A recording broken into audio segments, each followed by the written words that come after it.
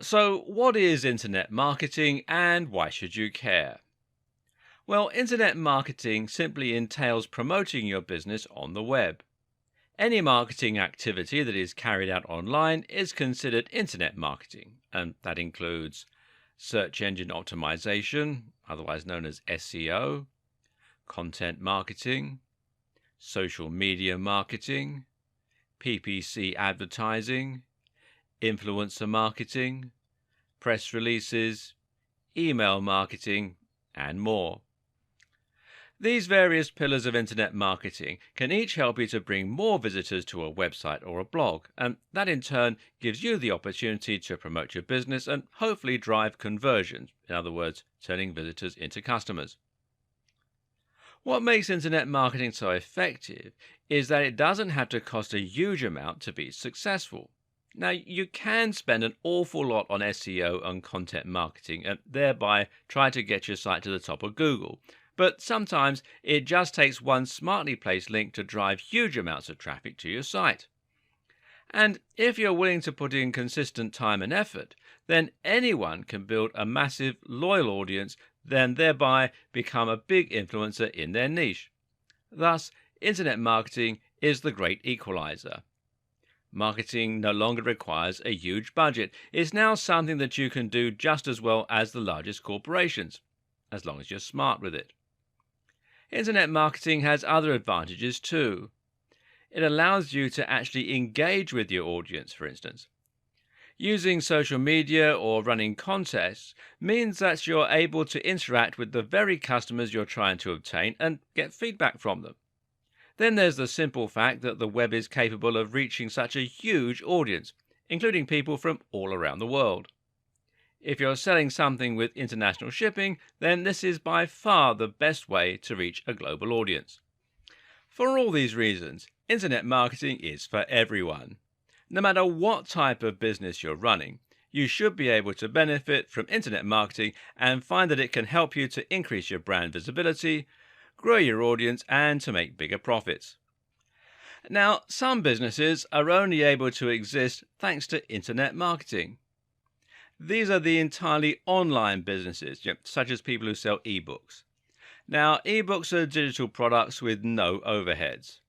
By marketing them correctly, it's possible to make huge amount of sales which will be almost entirely profit. Ebooks can be something of a hard sell, but the fact that you can reach such a massive audience and engage with them directly means you can get enough turnover to earn big profits. These businesses only exist thanks to internet marketing. Other businesses also rely heavily on internet marketing. If you sell a service online, such as web design or copywriting, then using internet marketing will allow you to ensure that the maximum number of potential clients see your website and consider hiring your services. Knowing how to reach that audience online is the difference between long dry spells, where you aren't bringing in any cash, and a steady flow of orders and income. Of course, the same is also true for an e-commerce business, which exists to turn website visitors into paying customers in a similar way. Amazon actually spends over $1 million a day on Google AdWords alone, which shows you just how much the company values its internet marketing. But it's not just online businesses that can benefit from internet marketing. Big brands like Coca-Cola, Red Bull, Marvel, Ford, Best Buy, they all spend huge amounts on internet marketing because they know that it is now more effective than spending that same money on print media or television. And the same goes for small businesses like hairdressers, restaurants and high street stores, and sole traders like plumbers, builders and lawyers. As we will see, anyone can benefit from internet marketing, and it is the single most efficient way to increase footfall for your company. The only thing holding most people back, of course, is the simple fact that they don't know how to go about internet marketing. They don't understand how SEO works, they're not sure how to reach influencers, and they find social media awkward. If you find yourself in that situation, then don't worry. This video series is going to teach you everything you need to know in order to develop any kind of internet marketing campaign with confidence. Best of all, we'll help you to learn to create smart internet marketing campaigns, the kinds that get maximum results with the least amount of cash and time. We just said that Amazon spends $1 million a day on AdWords, and that might make you wonder how on earth you're supposed to compete. The answer? Well, you're not. Our aim is not to take on huge corporations head to head, but rather to find the path of least resistance, to identify those corners of the web where lots of potential customers are waiting and no one is currently marketing to them. You're going to learn how to do that and much more over the course of this series. Specifically, you'll learn how to choose a niche and find your audience, how to create a stunning website in no time at all, how to drive conversions so that visitors equal customers, how to climb the ranks of Google using smart SEO, how to provide value through a blog and become a thought leader in your industry, how to build and run a mailing list, how to create a thriving and popular social media channel, how to write stunning articles and killer sales scripts, how to use press releases, video sales letters, sales pages, and other tools, how to work with other internet marketers, how to create your online business, and a whole lot more. So let's get down to it. And we'll do that in the next video. As we saw in the last video, internet marketing is for everyone and can apply to many different types of businesses.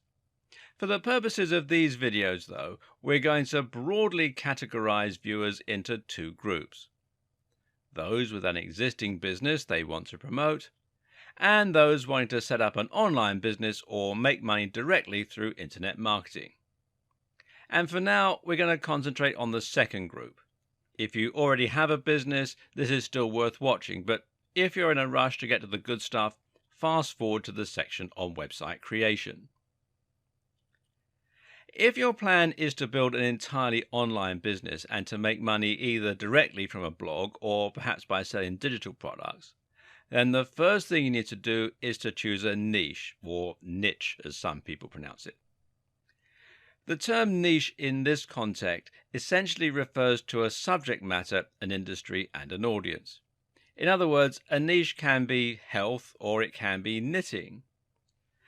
This is what your blog is going to be about. It's what the products you sell should be about, and it will determine precisely who your business is marketed at. Choosing your niche is one of the most important steps in creating a successful online business. And the reason for this is that it will directly impact the amount of competition as well as the size of your audience.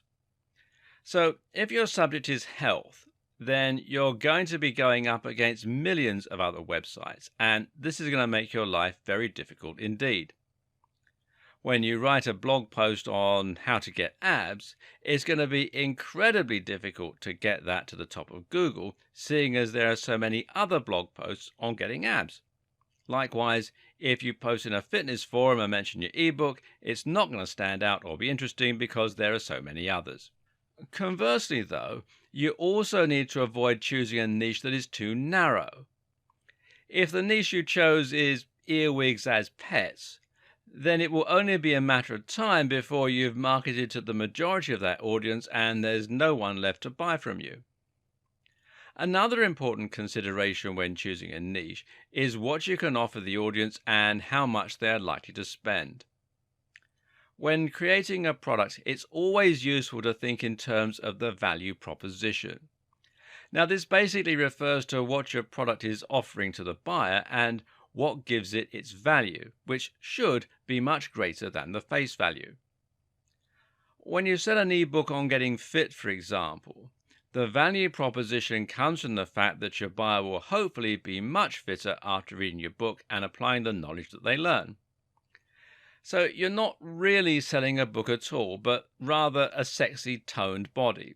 You're selling confidence, you're selling energy first thing in the morning, and you're selling physical attractiveness to the opposite sex. And people are willing to pay for a lot of things, meaning that you can afford to charge more for your ebook. On the other hand, if you have a book on cats, then you can only charge people for learning a bit more about their pets, which isn't something people are willing to pay as much for. It's also important to have a very clear target audience in mind. Draw up a buyer persona and think about the exact kind of person who will be interested in your product. Do they have enough disposable income? And do you know where you can reach them in order to market your product? If all that sounds a bit confusing, then the best way to pick a niche is often to find a very big and popular niche with a strong value proposition. And we're talking things like fitness, finance, business, dating, and so on.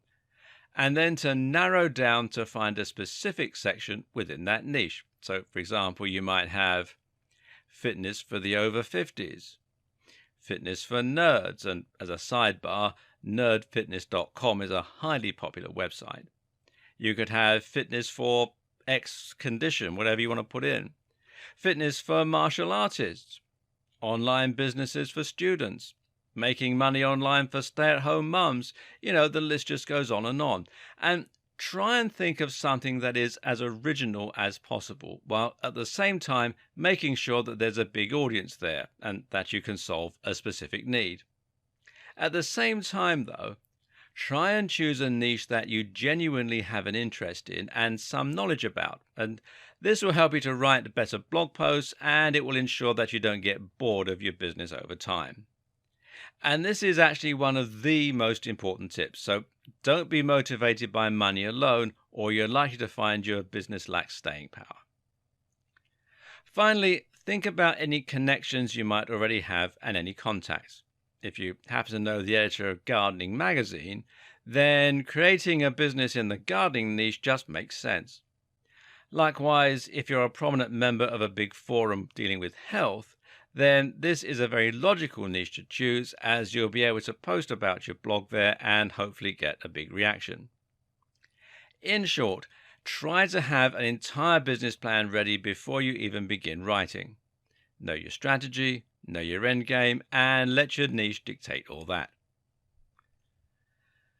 The next thing you need to do is to create a stunning website. Now, this is highly important, as your website is what's going to create the first impressions for your visitors and give them the confidence to buy from you. Now, this makes all the difference. Think about your own experience, whether you're looking online for a place to eat, for a specific product to buy, or a blog to read. If the website is well designed, then the chances are that you'll feel comfortable there. If the font is large and crisp, then it will be pleasant for people to read. If the logo is well designed and high definition, then it will create trust for your brand. If the navigation is simple and fluid, then visitors will be able to find their way around the site. And if the Buy Now button looks official and secure, then people will be much more comfortable entering their payment details. How many times have you loaded up a website to get some information or to order food, only to be immediately put off by the dated design and leave? Now, don't let this be the experience that your visitors have of your website. Make sure that it looks clean and professional, and don't accept anything that is less impressive than the very top players in your niche. If you want to be taken seriously, then that is what it takes. So, how do you go about creating such a website? Well, the good news is that these days it's very easy with WordPress. WordPress is, of course, a content management system and site building tool. You install it on your server, and this is usually available through the tools provided by your hosting provider, or you can download the files from here at wordpress.org. Be sure to come to wordpress.org, not wordpress.com. Wordpress.com is where they host the site for you. And then you'll be able to log into a backend and choose a theme and layout while adding posts and features easily. And WordPress is by far the most popular tool today for building websites, and it powers many of the biggest brands on the net. For example, some of the BBC websites run on WordPress, as do the blogs that Forbes magazine hosts, and Wired also is run by WordPress. And it's free and it has a huge number of different features. It has support from a massive online community and nearly endless customizability. In other words, there really is no reason not to use WordPress. It's a tried and tested commodity and it makes things quicker and faster for you while still resulting in a highly professional looking end product. Now, once you've installed WordPress, you should then look into adding a professional looking theme. Now, thankfully, these can also be added very simply by looking at the themes available through WordPress itself or by buying them from various theme stores. And a good one is themeforest.net. And you can see here they've got, at the time of making this video, 31,056 website templates and themes. And as you can see here, prices start at around $2, so it's well worth a visit. A professional looking theme with good customization options will generally set you back about $40. And this is a very worthwhile investment as it can make your site considerably more professional looking, help it to stay responsive so that it fits the size of the display that it's being viewed on, and generally ensure that it's polished and able to compete with those top players. You also need a great logo, which will help you to brand your business and will give you more marketing options. A good logo needs to be unique. It needs to encapsulate what your business is all about, try to communicate the value proposition if you can, and it needs to be crisp and high definition to look professional. If you create your logo yourself, then it's very important that you use vector files via software like Adobe Illustrator in order to make it look the part. Better yet, outsource this job to someone else. Consider using 99 Designs, which is 99designs.com, or if you're in the UK like me, it'll redirect you to 99designs.co.uk, or perhaps Fiverr, which is Fiverr with 2Rs.com. There are many different aspects to good internet marketing, which include SEO, press releases, social media marketing, influencer marketing, and more. Once upon a time, internet marketing could mean simply picking one of these facets, such as SEO, and then trying to spam it until a site got to the top of Google and started getting thousands of views. Today, though, this method just doesn't work, and in fact is much more likely to get you penalized by Google. Today, the only way to succeed online is by delivering quality, and the best way to do that is by updating your blog regularly. This is the central tenet of content marketing, and as you'll see, content marketing can provide the backbone of your entire digital marketing strategy. So, just what is content marketing? Well, essentially, content marketing means that you're going to promote your website via content, and you're going to use this to bring more people to your website and get them to engage with your brand. People are not going to visit your website or blog out of the goodness of their heart. They will go there because they're looking for something, and that something will normally be content. People use the web to find information, for entertainment or for news, all of which means content. Your core strategy is going to be publishing content on a blog regularly and using this as a way to gradually bring in more and more visitors. Eventually, this should allow you to establish trust and authority within your niche and build up a big following of regular readers who want to find your content.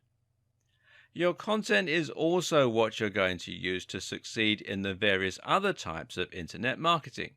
Over the next few videos, you'll see how content is essential for SEO as well as for social media. And that's because content is what people are searching for on Google, and it's what you will mainly share on social media. But the aim is not to bring people to your site in the short term to make sales. Rather, your aim is to get people to subscribe to your site, to bookmark it, and to read it regularly. The way this works is simple. First, a visitor finds your site on Google or via a social media post. The article looks and sounds interesting. They read it and hopefully they have a good experience. But that's not going to lead to a sale, and it's not going to lead to a subscriber in most cases. Rather, they will just make a mental note that your site was reliable and interesting, and so if they see a post from you again on their travels, they will be more likely to read it next time. It's important that your branding and web design is strong, and this will ensure that they recognize the fact that they're returning to a website that they've already been to once before. Eventually, you'll get to the point where they have a question and they decide to turn to you for advice. They know you're reliable. They know they enjoy the way that you write, and so it makes sense that they'll seek you out when they want to know something. At this point, you have their trust, and it will be much easier for you to persuade them to make a purchase or to read your site regularly. Eventually, they'll become regular subscribers and they'll start actively looking into whatever you're posting next. This will mean you have a captive audience, and the next time you want to sell a product, you'll be able to. And no, this strategy is not just for online businesses or ebooks. This strategy can likewise work for a high street store or a hairdressing company. It's all about getting more people to read your content regularly so that you have built that audience and that trust. Of course, some internet marketing strategies might rely less on content marketing than others, but this is an activity that every business should be engaged in. And it all revolves around providing value for free. That may sound great, but the next question is, how are you going to go about doing this? How do you go about adding content to your site that is so exciting that people will want to read your site on a daily basis, especially if you aren't a writer naturally? Well, the first thing is to understand the type of content that gets read and the type of content that gets shared. And a clue here lies in a term that is generally looked down upon by the community: clickbait. Clickbait is content designed to get people to click, and very often it provides little to no value. You'll probably have seen this type of content on Facebook, and these are posts with titles like "You'll never believe what happens next" or "Top 10 X, number 7 will shock you." These titles get people to click by leveraging the power of curiosity. The titles are purposefully vague while also being emotionally charged, by telling you that you'll be shocked or outraged in some way. To look at, the articles appear to offer something completely new, unexpected, and shocking. Unfortunately, when we click on the links, very often we're met with something rather disappointing, and the reality fails to live up to the hype. Now, I'm not about to tell you to write clickbait content.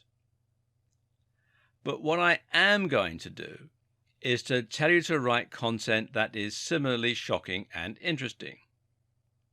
What you must absolutely avoid are titles like 10 Great Ab Exercises or SEO for Beginners. These titles are contrived. We've all heard similar things countless times before, and they just fail to stand out or to look exciting. Your aim is to write something as intriguing and as shocking as a clickbait title, but then to actually deliver on the promise by making sure that the reality is every bit as impressive as what you were promising in the title. So instead of 10 great ab exercises, how about what happens if you do 100 sit-ups every night? Or anatomy of your abs, the ab muscles you didn't know you had and how to train them. Instead of SEO for beginners, how about the psychological impact of making $$ online, or how I make $200 a day from a site I built last year? These titles are inherently more interesting because they're different, because they have a human element, and because they promise real value. If you use those kinds of titles, you'll get clicks, especially if you post them to the right forums. And if you deliver great value within your content, people will eventually start seeking you out for more unique and exciting stories. Oh, and stories is a very key word here. People love stories. Giving any post a narrative structure, in other words, structuring like a story, and talking about real people who've been affected by your advice is one of the best ways to ensure that people will want to read your content. Some other tips? Space out your content well and avoid large chunks of text. Use lots of highly descriptive headings that will inform your readers as to what each chapter is about. Use a nice big font. Decorate your content with attractive images. Write in a manner that is concise, entertaining, and easy to read. And provide lots of links to other resources within your content. From there, it's simply a matter of posting consistently, and I mean at least once a week, ideally more, and keeping the quality high. The length of each post doesn't matter as much, but occasionally posting long form posts, that I mean 800 words plus, will stand you in good stead with Google and help you to provide even more content to your visitors. But what if you don't know how to write? What if English isn't your first language? In that case, you need to consider hiring a writer. There are lots of writers online and they charge anywhere from $1 per 100 words to $10 per 100 words. You don't need to spend that much, but it's highly recommended that you avoid the very cheapest writers. Anything under $1.50 is risky, and that you pay for better quality content. This is an important investment as you won't be able to build trust and find regular readers if your content is written in pidgin English. One concern here is that you might not know how to check if the content is good, seeing as you won't be able to read it in the native language. The solution here is to find someone who can tell the difference and to get them to check it for you. And I can't stress enough how important this is. The key to effective social media marketing is the exact same as the key to effective content marketing: providing value. Unfortunately, this is something that a huge number of businesses have absolutely no idea how to do, and that results in some very poorly managed social media. Take a look at the social media pages of your typical local B2B companies, and you'll find that they tend to post some rather uninspiring and vapid statuses and posts. You'll see things like, "Find out why our content management solution is the best in the business," and "Order our EPOS system today and start serving your customers better." Well, this is nothing but blatant self-promotion and not even interesting self-promotion. Ask yourself, why would anyone be interested in following that? What are they gaining by reading your posts? One of the single most important questions to ask when looking at your social media or your content is, would you read it? If not, then you need to do something to make it more interesting. This means your social media now needs to provide some kind of purpose for the viewer. It should be interesting, it should be entertaining, and it should be useful, or it should be inspiring. Inspiring social media can work particularly well.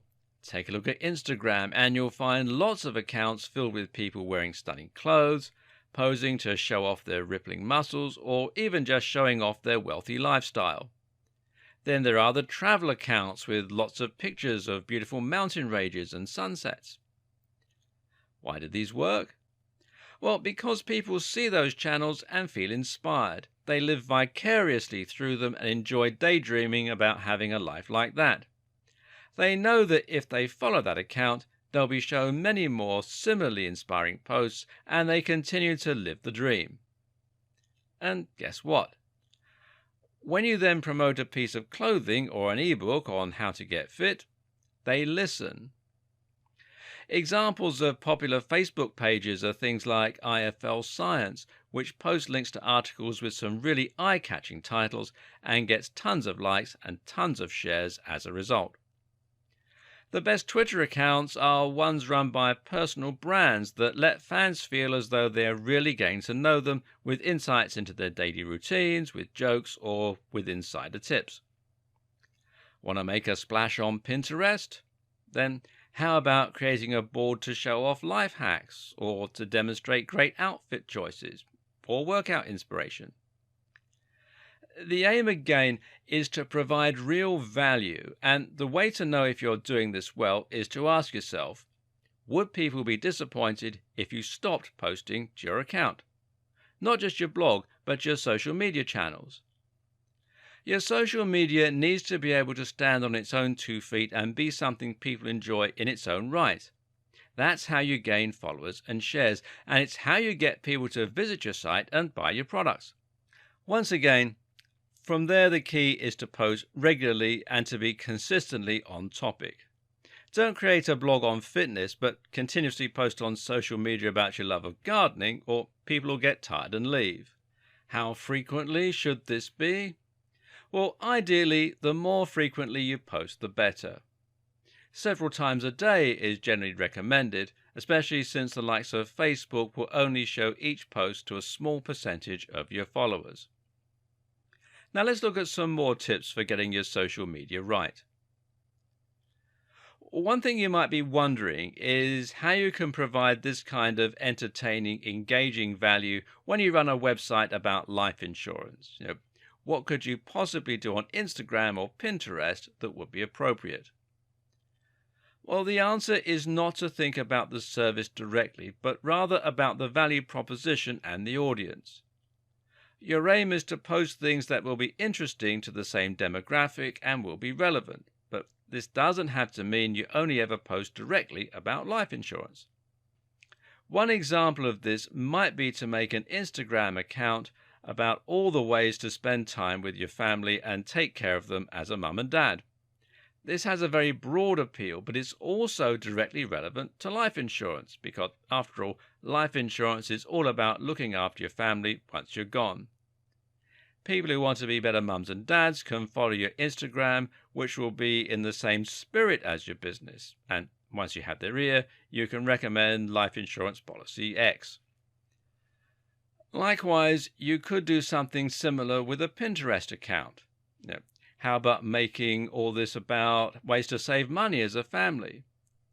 You could show money-saving hacks, budgeting tips, etc., and use that to promote your life insurance as the best financial option, or your website as the best place to learn about life insurance. Another important tip is to think about your audience and who they are. If you want people to share your posts, and this is the best way to ensure they reach the maximum number of people, then you need to be sure you're targeting your audience specifically. This is important, seeing as trying to reach too wide an audience will ultimately mean that you don't specifically appeal to anyone. This is the mistake a lot of people make with their posts on how to get abs. They think that they need to appeal to everyone, and thus they end up with very safe and very generic content. But content performs best when it's targeting specifically at a particular type of person. This all relates to the psychology of sharing. Why do we ever share content? Well, there are two simple reasons: to express ourselves or to communicate. We communicate by sharing things that we think will appeal to someone we know. If you see a post on how working from home turns your brain to mush, then you're going to share that with your friend Bill, who works from home, as a cheeky joke, as a way to help them work from home better, or perhaps just a way to show that you're thinking of them. If you work from home yourself, then you might post it to express how you feel about working from home and to help others understand you better. But notice that in both scenarios, the post only works because it applies so specifically to people who work from home. While being very specific might appear to exclude potential customers, it makes it much easier for you to market to a particular type of person who is likely to buy from you. And to make this work, you need to spend some time profiling what that person is like. How old are they? What gender are they? What are their hobbies? What websites do they spend time on? You'll see why this is even more important shortly. Once you've decided how you're going to provide value through sharing your blog posts or by posting images, you'll then need to make sure you have a strong brand that will have some good visibility and tie your social media channels neatly to your website. It's important that when someone sees a post from you, they know it's from the same website that they saw the other day. So make sure you have a good logo and use that as your profile picture or your cover image on each account. Likewise, use the same name wherever possible. Another tip is to integrate your social media and your website as closely as possible. It'll take a while to build up momentum on your social media, but one thing that you can do to help that along is to add social media buttons to your website so that people can check out your Facebook page directly from your website. Ideally, you'll gain new followers each time someone goes to your website. That way, they'll be more likely to see your future posts and share them, bringing in yet more visitors who can subsequently become followers. Also important is simply to ask people to follow you on social media.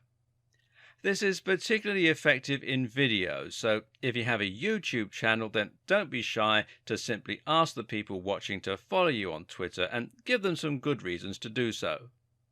Similarly, at the end of a blog post, why not just ask your readers to share the post with their friends using the handy sharing buttons that you provide?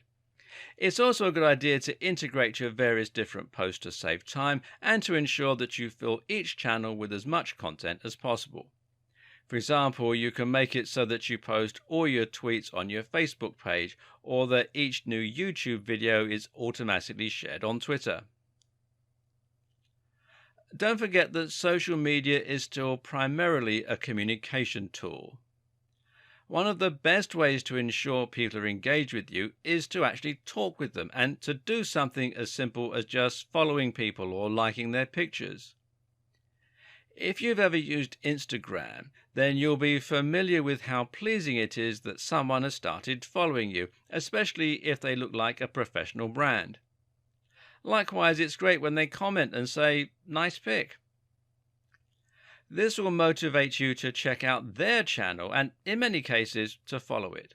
So just spend some time posting and, of course, be sure to actually respond to people. Running contests and surveying your audience can also be a very good way to increase engagement and to get a better idea of what your followers want to see from you. A good example of a contest is to award a follower with a free gift if you get over X number of likes. This can help you to build more shares and likes, as well as being a great way to thank your fans. Now it's time to look at one of the biggest pillars of internet marketing of all, SEO. SEO is search engine optimization, and this basically means that you're trying to get your website to show up in the search results. Of course, you're not going to be able to show up high in every search result, so this is where keywords and targeting come in. A keyword is essentially a word or phrase that people are going to search in order to find your site. When people go shopping online, they'll almost always start with Google.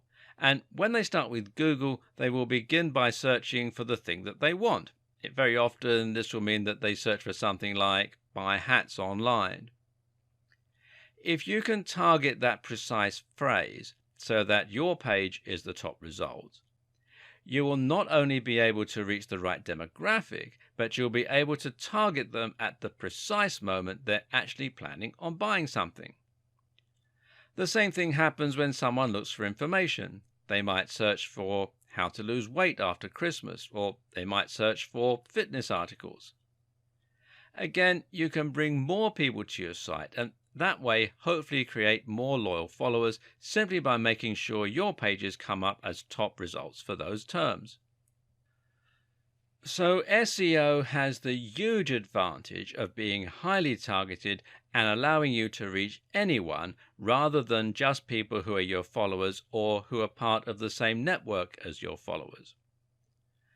The only problem is that SEO is also arguably more complicated than the other forms of marketing we've looked at so far. It's never guaranteed. That is to say, you can spend years doing SEO or pay the very biggest SEO service in the world and still not see any improvements. Let's take a look at why that is and how to give yourself the best chance of success. In order to get to the top of Google, The aim is to try and understand how Google works, how Google decides which sites are worthwhile, and how you can manipulate those factors in order to move your site to the top. Google works using spiders or robots. These are small programs that search the web by following from one link to the next. Each time they find a new website, they add it to a giant index and will assess the subject matter and the quality of the site by looking at who is linking to the page, how the page is laid out, and what the subject of the content appears to be. If we knew precisely how Google's algorithm worked, then we could get to the top of the search results with guaranteed certainty. As we don't know this though, all we can do is make educated guesses and hope that these get us to the top of Google. When Google first became the dominant search engine, the algorithm was fairly straightforward and was generally quite well understood by marketers. Back then we knew that Google found sites by following links on sites already in the index. Google thought of a link as testimony. The more people link into your site, the better your site must be.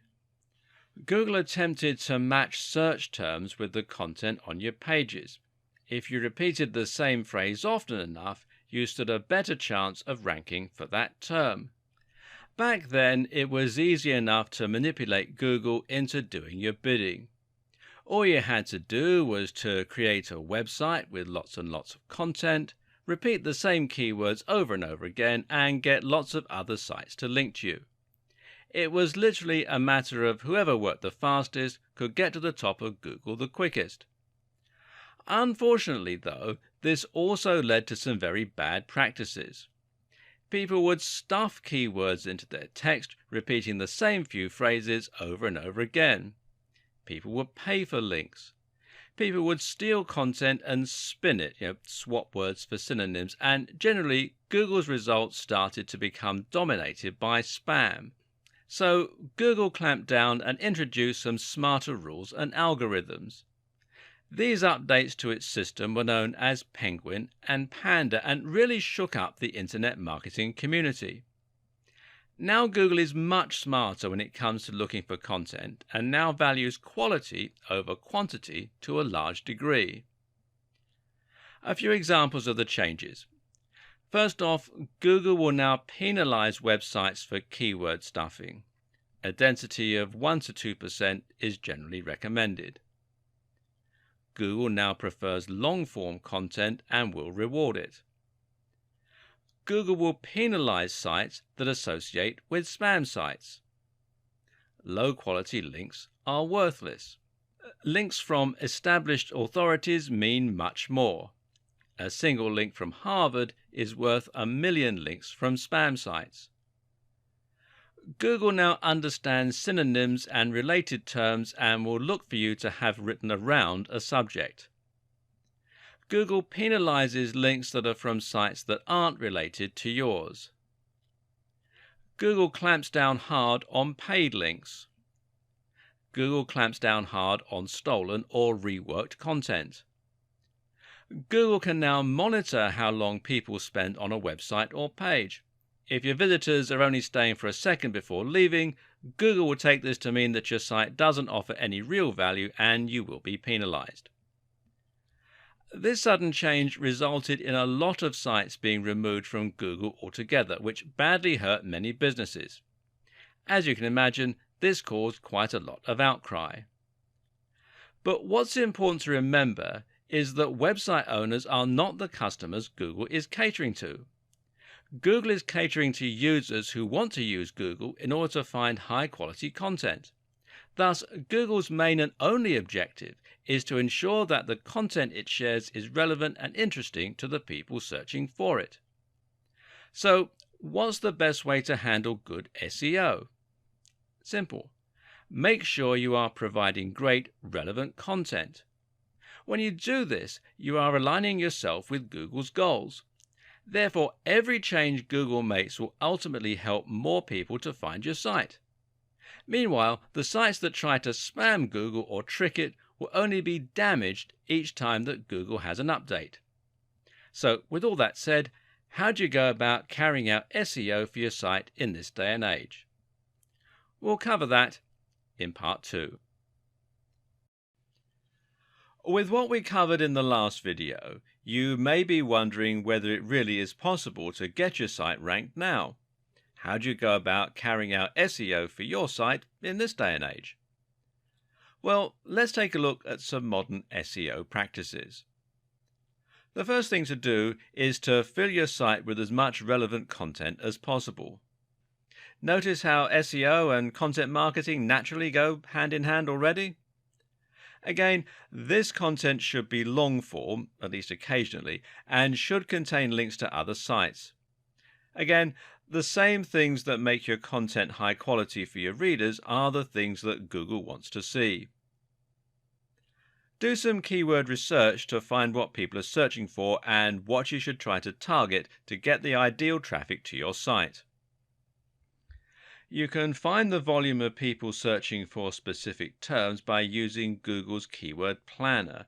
Come here to adwords.google.com/keyword planner and then sign in using your Google ID. It's all very straightforward. Try to make sure that the terms you search for aren't too competitive, however. Otherwise, you can end up going against too many other sites and giving yourself an impossible task. As mentioned earlier, Google just doesn't like you to keep repeating the same key phrase over and over. Instead, the objective is to lace it into the content a few times as naturally as possible, while also including synonyms and related terminology. This should happen naturally and it should never distract the reader. From here, you can go about building links from high-quality, relevant sites. These are certain sites that Google already trusts, and you can spot these by looking at which ones are already at the top of Google and which ones are featured in Google News. Google also likes big recognized brands, and it likes .edu and .org domains. While it might be hard to get links from those sites, you can think of this a bit like degrees of separation. In other words, if you can't get a link from Harvard University, look for a site that does have a link from Harvard and see if you can't get a link from them. One of the best strategies you can use to build links is something called guest posting. Here, you're essentially going to contact big blogs and offer to write content for them for free. This content needs to be relevant and high quality, so they will be tempted to go ahead and publish it.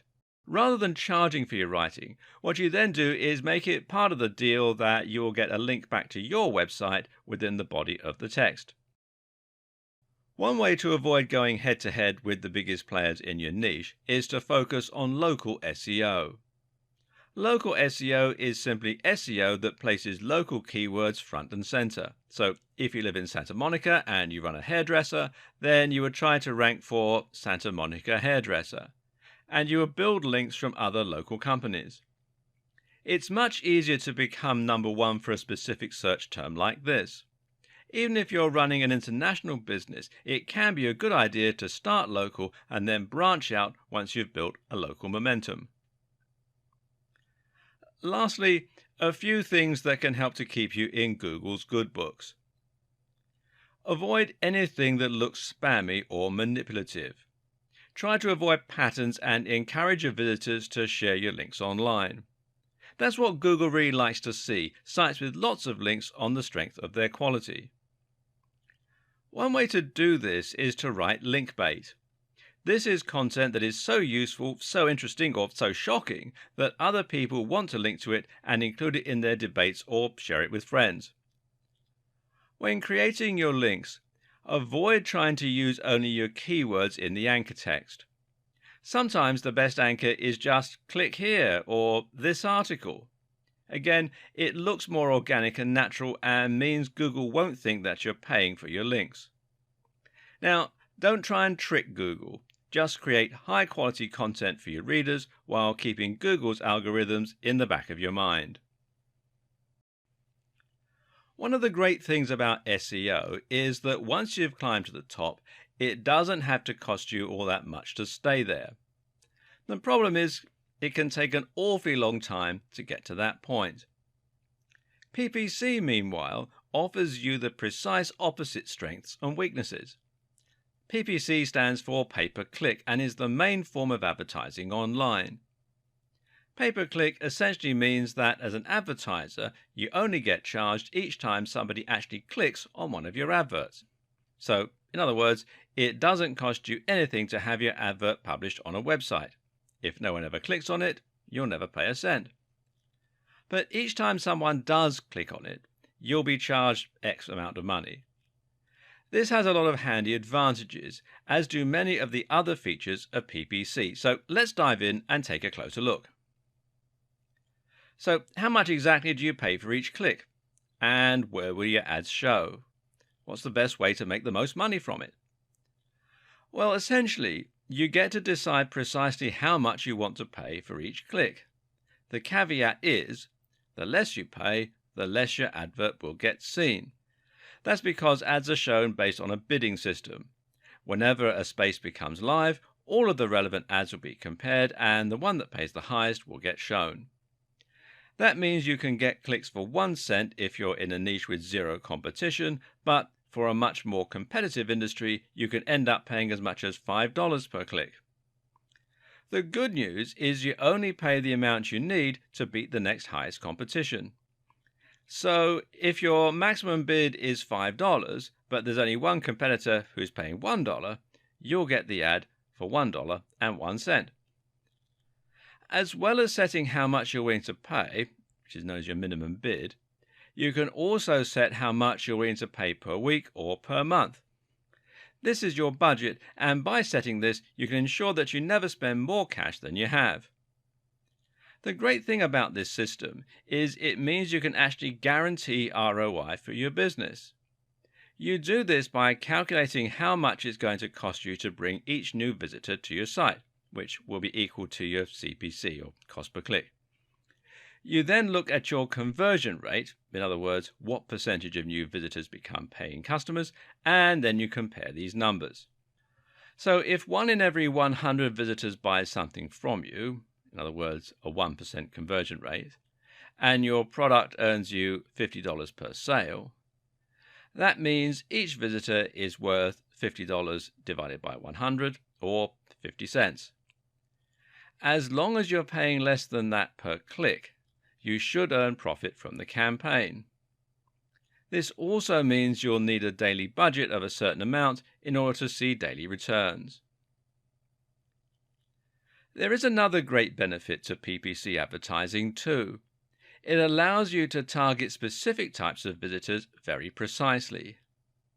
Targeting means ensuring only people you really want to see your ads will see them, and that can prevent you from wasting money advertising to people who won't be interested in buying from you. If you're selling skateboards to skaters, you should find your conversion rate goes up significantly versus trying to sell pens to skaters. So, how does all this work? Well, there are 2 main PPC programs out there at the moment. These are Facebook ads and Google AdWords. There are some others, but they aren't so big. Google AdWords show ads on search terms, and in that way it works just like SEO. Your aim here is to make sure that you're paying for your ads to show up on search terms with enough viewers and that are targeted to your precise audience. You can do this using local search terms again, or you can do it by using search terms that specifically relate to your niche. And you can see the ads are here at the top where it says ad. Quite often they'll also have them down here on the right hand side in a search result as well. Now, Facebook ads, on the other hand, gives you even more targeting options. With Facebook ads, your adverts will show on users' Facebook pages on the right or in their home feeds. You can then ensure that people only see the ads if they are the right age and sex, or if they have the right hobbies and interests, or have the right income, and if they're in the right location. Google has the advantage of showing ads to people who are currently searching for services and products, whereas Facebook ads can be interruptive. You can even use Google AdWords as a way to test whether certain keywords are worth pursuing with your SEO. But by closely targeting only people who are likely to be interested in your product, Facebook ads allow you to avoid wasting money on clicks from people who would never have bought from you in the first place. If you're selling a digital product, there is another very effective way to gain a lot more sales, and that is to get other marketers to promote it for you. And learning about affiliate marketing is important if you want to stand a lot of the conversation you'll find in marketing forums and elsewhere. Essentially, an affiliate is someone who promotes an online product in exchange for a commission. So, if you sold an ebook for 40% commission, that would make you an affiliate. To do this, you simply use a URL that is unique to you, and then when someone clicks on that link, they will be redirected via a page that will have a cookie on their computer, and they will be identified as having been sent by you. The great thing about getting affiliates to help you promote a product is you're essentially building an army of salespeople, all of whom will be able to help you get more sales for your product. If you can sell 30 ebooks a month yourself, imagine how many ebooks you'll sell when you have 1,000 affiliates. The key to getting lots of affiliates is not to be greedy. Create a great product you know will sell well and that affiliates will believe in too, and then be willing to give away a good proportion of your profits, over 50% ideally. You can then look for affiliates by listing your product on affiliate networks like JVZoo, which is jvzoo.com, ClickBank, which is clickbank.com, or CJ Affiliate by Conversant. This used to be called Commission Junction, and you can find them at cj.com. Making money as an affiliate is also a very important strategy for internet marketers. Internet marketers make money by promoting the products of other creators. This allows them to make big money without having to invest lots of time or effort into creating their own products. What's more is that by selecting an existing product rather than making one from scratch, you can remove the risk element by focusing on a product that is already selling very well. Affiliate marketing is a great way to monetize a website and to build a business with zero upfront investment. Whether you are an affiliate or a product creator, you're going to find there are a few different materials and terms which come up regularly and that you'll end up using to build your campaign. These materials and terms include sales funnel. Now, a sales funnel is a selection of free blog posts or articles, perhaps a mailing list, maybe a free report, followed up by a paid report and increasingly high ticket, in other words, expensive items. The idea is that you're gradually introducing people to your brand and then helping them to invest more and more in your message to become increasingly interested in spending more with you. Then there's sales page. A sales page is a page which is entirely dedicated to selling your product. That means there will be no external links, no distracting content or images, just one sales script designed to promote the product and make it sound highly desirable.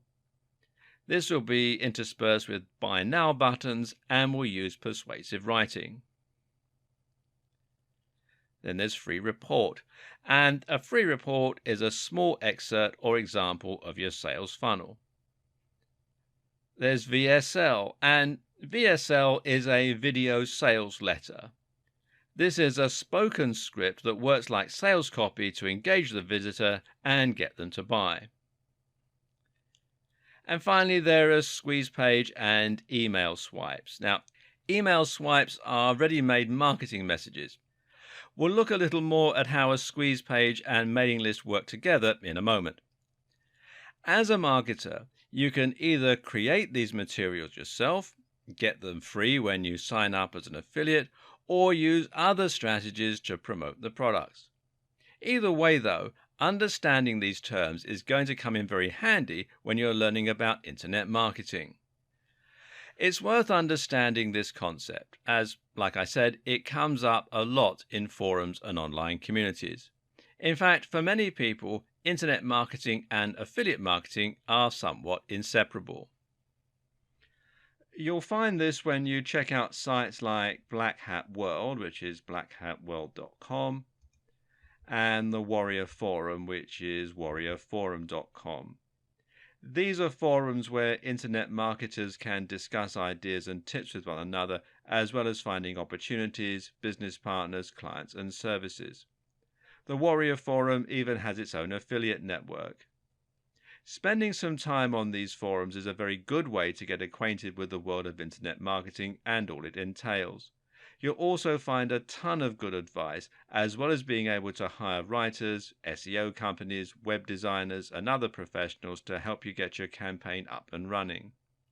Here, you will often find lots of people selling link building services, but you should be wary of these as the links are often low quality.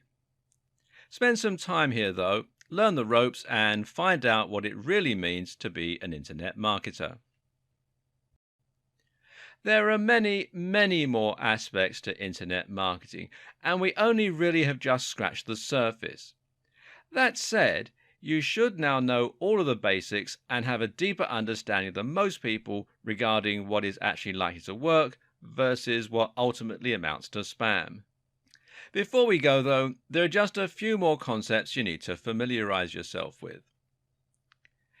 If someone lands on your site for the first time and you try to sell them a copy of your ebook or a service, you should expect to find that this is more likely than anything to just drive them away.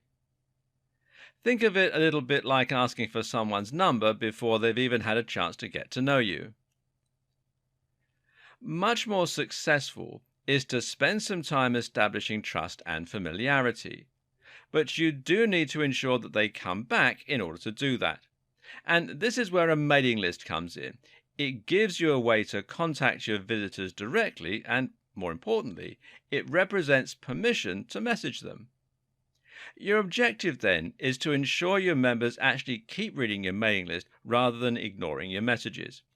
In order to do that, you need to ensure that you are, you guessed it, providing value.